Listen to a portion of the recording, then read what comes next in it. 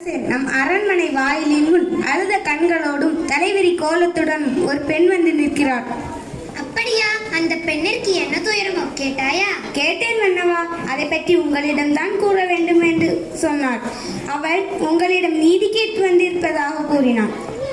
நீதி கேட்டு வந்திருக்கிறாளா? சரி, அந்த பெண்ணை உள்ளே அனுப்பு.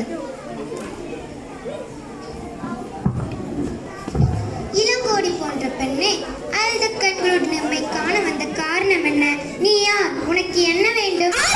நீதி வழங்கிய மன்னனே, என் நிலையம் ஆராயாத நீதி வழங்கிய மன்னனே, என்னை யாரென்று கேட்கிறாய்? சொல்கிறேன் கேள். உலகம் வியக்கும் வண்ண புறாவுக்காக தன் உடலையே தந்த சிவி மன்னனை பற்றி நீ அறிவாயா?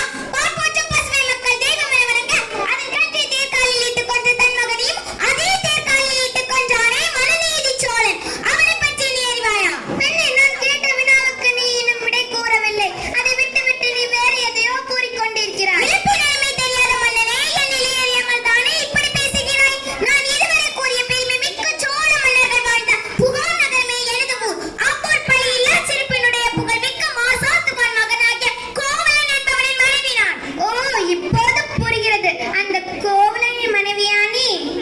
போதும் அண்ணா.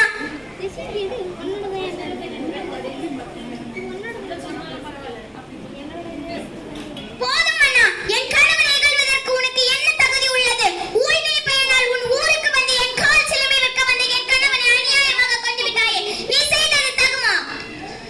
பெண்ணே, போதும் நிறுத்து. கல்வனை கொள்வது கொடுங்கோல் என்று அஃது ஏற்புடையது, அக்காரணரியும் ஆகும். இதை அனைவருமே அறிவார்களே, உனக்கு தெரியாதா என்ன? அறநிலை தவறிய மன்னனே, தவறிழைத்தவர்களை தண்டித்தல் தகுதியுடைய மன்னனுக்குரியது என்பதை நானும் அறிவேன். ஆனால் நீ கூறுவது போல என் கணவன் கள்வன் அல்லன். அவனிடம் இருந்த சிலம்பு அரசிக்குரிய சிலம்பன்று, அதனின் சிலம்பு இதோ என்னிடம் உள்ளது.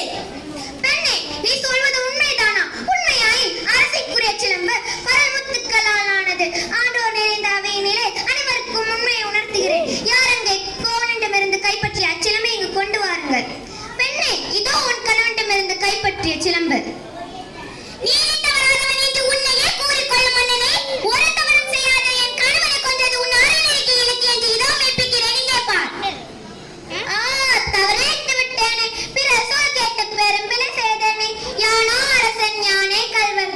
இதுவரை என் குலத்தில் எவரும் செய்யாத பழி சொல்லுக்கு ஆளாகிவிட்டேனே. இனி யான் உயிரோடு இருப்பது தகுமா? இனி எனக்கு வெங்கொற்ற கூட எதற்கு?